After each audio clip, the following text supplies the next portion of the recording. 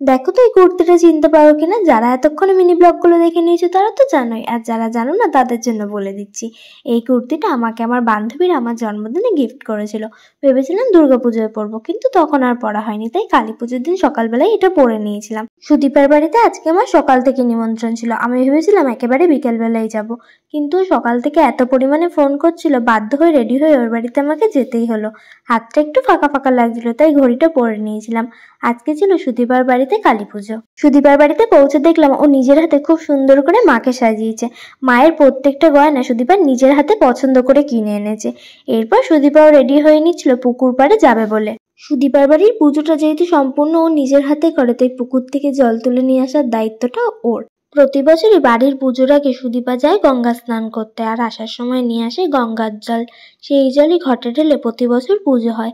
এই বছরও সুদীপা গিয়েছিল গঙ্গা স্নান করতে, কিন্তু কিছু কারণবশত ওর মন চেয়েছে এই বছর পায়ে হেঁটে জল আনতে যাবে। আমাদের বাড়ি থেকে যেহেতু গঙ্গা অনেক দূর, তাই গঙ্গায় যাওয়া সম্ভব হয়নি। বাড়ির কাছেরই একটি পুকুরে যাওয়া হয়েছিল, সেখানে গিয়ে পুকুর থেকে জল তুলে নিয়ে আসা হয়েছিল মায়ের পুজোর জন্য। অন্য সময় এই পুকুরে আসলে এতটা জল দেখা যায় না, এইবার এসে দেখলাম জল একদম পাড় ছুঁয়ে গেছে। আমরা পুকুর পাড়ে আসার আগে অনেকগুলো সাপ দেখেছিলাম, সেই জন্য সুদীপা জলে নামতে খুব ভয় পাচ্ছিল, তাই কাকু আগে নেমে গিয়েছিল, তারপর সুদীপা নামছিল। এরপরে সুদীপা মাথায় ঘট নিয়ে পুকুরে নামলো এবং 3 ডুব দিয়ে সেই ঘরটিকে ভরে নিল। কাজটি সম্পূর্ণ করার সময় কাকু কিন্তু সুদীপার সাথেই ছিল, কারণ ও জলে নামতে খুবই ভয় পাচ্ছিল। সবাই শান্তমতো হেঁটে হেঁটে বাড়িতে গেল, আমরা কয়েকজন কিন্তু শান্তমতো হেঁটে হেঁটে বাড়ি একদমই যাইনি। আমরা সম্পূর্ণ রাস্তাটা নাচতে নাচতেই বাড়িতে এসেছি। আমার পেছনে বাজনা বাজবে আর আমি নাচবো না, সেটা তো হতেই পারে না। বাড়িতে আসার পর ঠাকুর যেই জায়গাতে রেখে পুজো হবে সেখানে কিছু নিয়ম কাজ করার ছিল, সেগুলো সুদীপা নিজের হাতে করে নিচ্ছিল। তারপর ঠাকুরকে নিয়ে যাওয়া হলো নিজের জায়গায় যেখানে পুজো হবে।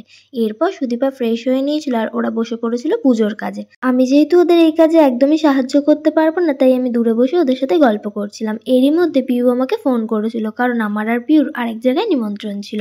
আমি যদিও ড্রেসটা চেঞ্জ করিনি, শুধুমাত্র চুলটা ঠিক করে বেঁধে নিয়েছিলাম।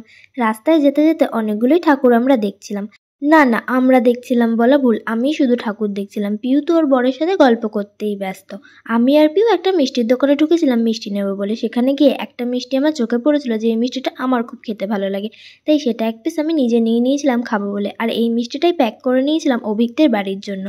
তোমরা কেউ বলতে পারো এই মিষ্টিটার নাম কি? অনেকের বাড়িতেই কালী পুজো হয়, কালী পুজো হয়ে যাওয়ার পর সেই প্রতিমাকে বিসর্জন দিয়ে দেওয়া হয়। অভিকদের বাড়িতে সেটা একদমই করা হয় না। এই প্রতিমাই সারা বছর বাড়িতে থাকে এবং এটাকেই পুজো করা হয়। মায়ের মুখটা কিন্তু খুবই মিষ্টি। এবার তোমাদের বলি একটা মজার ঘটনা। সন্ধ্যাবেলা আমি বাড়িতে আসার পর দেখলাম মা রেডি হয়ে কোথাও একটা যাচ্ছিল।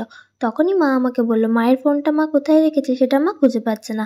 আমি যখন মায়ের ফোনে রিং করলাম তখন দেখলাম মা এমন একটা শাড়ি পরেছে যেই শাড়ির মধ্যে রয়েছে পকেট, আর সেই পকেটেই ফোন রেখে মা গিয়েছিল ভুলে। এই ঘটনার পর আমি আর মা কিন্তু অনেকক্ষণ হেসেছিলাম।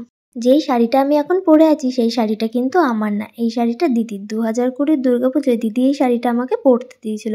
আজকে আমি হাতের সামনে সেরকম কিছু খুঁজে না পাওয়ায় এই শাড়িটাই আবার পরেছিলাম, আর তার সাথে পরে নিয়েছিলাম হালকা একটু জুয়েলারি, আর তার সাথে করে নিয়েছিলাম হালকা একটু মেকআপ। আমার বাড়ির পাশে এক দিদির বাড়িতে হয় কালী পুজো, সেখানে আজকে রাতে আমাদের সবার নিমন্ত্রণ ছিল। আমি আর মা সেখানেই গিয়েছিলাম। সেখানে দাঁড়িয়ে কিছুক্ষণ পুজো দেখলাম, তারপর খিচুড়ি প্রসাদ খেয়ে বাড়ি চলে এলাম। আজকে আমার ঘুরতে যাওয়ার কোনো প্ল্যানই ছিল না। হঠাৎ করেই প্ল্যান হলো আশেপাশের কয়েকটা ঠাকুর দেখে আসা যাক। আজকে যেহেতু পুজোর প্রথম দিন, তাই আমরা ভেবেছিলাম সব প্যান্ডেলে হয়তো খুব একটা ভিড় হবে না। সত্যি কথা বলতে প্রথম যে কটা প্যান্ডেলে আমরা গিয়েছিলাম, প্রথম কটা প্যান্ডেলে আমরা একদমই ভিড় পাইনি। এরপরে এমন একটা প্যান্ডেলে আমরা গিয়েছিলাম যেখানে গিয়ে আমাদের 8 ঘন্টা লাইন দিতে হয়েছিল। এই প্যান্ডেলটা করেছিল ভুতুড়ে প্যান্ডেল। যদিও এখানে গিয়ে আমি কিন্তু খুবই ভয় পেয়েছিলাম।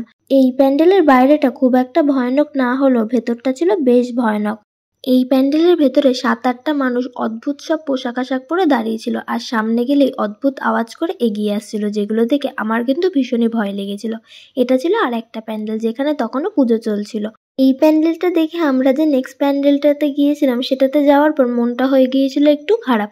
এই প্যান্ডেলটা এখনো পর্যন্ত কমপ্লিটই হয়নি। শুধু আমরা নয়, আমাদের মতো অনেক মানুষ প্যান্ডেলটাতে গিয়ে ঘুরে এসেছিল। কি আর করা যাবে, আজকে মনকে সান্ত্বনা দিলাম, আজকে না হোক কালকে এসে দেখে যাব। কিন্তু এই প্যান্ডেলটা আমি কিন্তু এই বছর আর দ্বিতীয়বার দেখতে যেতে পারিনি। এবার তোমরা ঝটপট বলে ফেলো তো আমাদের বর্ধমানের 108 মন্দিরে এখনো পর্যন্ত কে কে গিয়েছো? আমি এই মুহূর্তে যেই প্যান্ডেলটাতে দাঁড়িয়ে আছি এই প্যান্ডেলটাতে রয়েছে 108টা শিবলিঙ্গ, তার সাথেই রয়েছে নন্দী মহারাজ। এখানে যে আদৌ কোনো কালী পুজো হয় সেটা কিন্তু আমাদের একদমই জানা ছিল না। ঘুরতে ঘুরতে হঠাৎই আমরা চলে এসেছিলাম, আর এসে দেখলাম এত সুন্দর একটা প্যান্ডেল। এরপরে আমরা চলে এসেছিলাম সুদীপার বাড়িতে। আমি তো এখানে এসে দেখলাম সুব্বু মহারাজা গেটের সামনে দাঁড়িয়েছে সবাইকে ওয়েলকাম করবে বলে। সুদীপার বাড়িতে পুজো শুরু হয়েছিল বেশ অনেকটাই রাতে। কাকু কিন্তু এখানে নিজে ঢাক বাজাচ্ছিল। কাকু কিন্তু খুব সুন্দর ঢাক বাজাতে পারে। আমি যেহেতু আগেই খেয়ে এসেছিলাম, আমি সুদীপাকে জানিয়ে দিয়েছিলাম আমি কিন্তু কিচ্ছু খাবো না, কিন্তু ও ছাড়বার পাত্রী নয়, আমাকে জোর করে আবার বসিয়েছিল খাওয়াতে। সারাদিন উপোস করেও নিজের হাতে এত দায়িত্ব নিয়ে আমাকে কিন্তু নিজের হাতে সুদীপা বেড়ে খাইয়েছিল।